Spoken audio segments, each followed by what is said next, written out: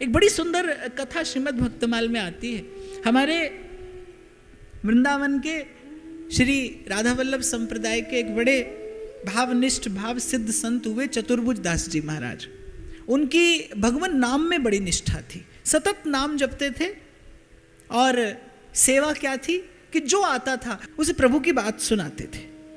मैं निवेदन कर रहा था कि नाम में बड़ी निष्ठा चतुर्भुज दास जी महाराज की, और जो आए उसे भगवत कथा सुनाते हैं, क्योंकि जानते हैं कि उस पार जाने के लिए इससे सुदृढ़ कोई दूसरी नौका नहीं है। तो चतुर्भुज दास जी महाराज राधा वल्लभ लाल के चरणों के अनन्य मधुकर दिन रात नाम जपें और दिन रात यहाँ से वहाँ संतों की जमात लेकर डोलें और भगवान की कथा, भगवान का गुण गाएं। बस हरि नाम से नेह पले तो पालिए।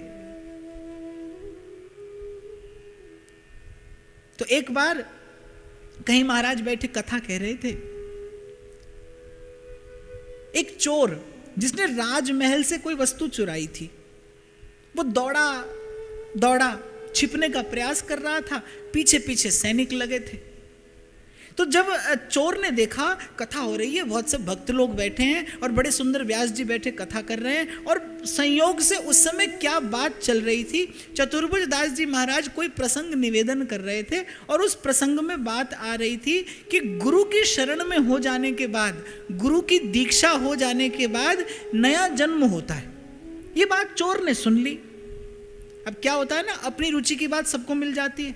चोर ने ये बात सुन ली, सत्संग समाप्त हुआ, चोर गया महाराज के पास, प्रणाम किया, बोले महाराज आज आप कह रहे थे कि दीक्षा होने के बाद नया जन्म हो जाता है। बोले हाँ। तो बोले पुराना जन्म में जो, तो महाराज ने कहा वो सब गुरु की कृपा से एक और हो जाता है, शिष्य का बिल्कुल नवीन जन्म हो जाता है। तो बोले महाराज यदि मैं आपसे दीक्षा ले लूं तो पूर्व जन्म का हिसाब किताब सब बराबर? बोले बिल्कुल बराबर। सीधा साधा मन होगा उस चोर का, या फिर संत की बात में, संत की वाणी में ऐसा बल होगा कि चोर इस बात को स्वीकार करके उनके शरणागत हो गया। दीक्षा हो गई। दीक्षा होने के बाद सिपाहियों ने पकड़ लिया, अब राजा के दरबार में उपस्थित किया। राजा ने कहा कि सत्य बताओ।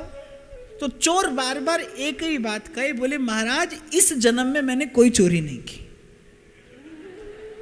बार बार राजा पूछे, चोरी का माल उसके पास से निकला है, सिपाही उसे पकड़ कर लाए हैं, और वो एक बात कह रहा है, बोले महाराज इस जन्म में मैंने कोई चोरी नहीं की। अब कैसे सत्य और असत्य का निर्णय हो, सच झूठ का निर्णय कौन करे? तो उन दिनों एक प्रक्रिया होती थी जिसे फारे की क्रिया कहते थे। हाथ पे सूत बांधकर और उसे घी में डुबोकर और जला दिया जाता था। अगर तो व्यक्ति सच्चा है तो हाथ सुरक्षित रहेगा, झूठा है तो हाथ जलेगा।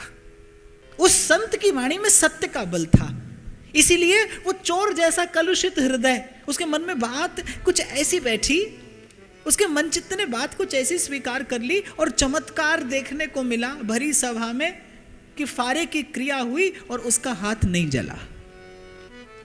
अब जिस व्यक्ति ने उस पर आरोप लगाया था, राजा ने कहा कि यह व्यक्ति झूठा है, इसे दंडित किया जाए। और जैसे ही उस व्यक्ति को दंडित करने का प्रयास किया जाने लगा, चोर के मन में भाव आया कि भाई चोरी तो मैंने की है, ये तो मेरे गुरुदेव की कृपा है, ये तो सत्संग की कृपा है, जो प्रभु ने मेरी लाज रखी है, जो प्रभु ने मेरा मान रखा है, ये और कुछ नहीं, ये मेरे गुरुदेव की कृपा है, ये साधु संग की कृपा है। सो चोर ने सच्ची सच्ची बात राजा से कह दी। तब राजा को लगा कि ऐसा ऊंचा कोई संत हमारे राज्य में आया है और हमें पता नहीं चला। दौड़ कर गया राजा, चतुर्भुज दास जी के चरणों में प्रणाम निवेदन किया, भेंट आरती जो मन का भाव था वो संत चरणों में निवेदन किया और कृतार्थ हुआ।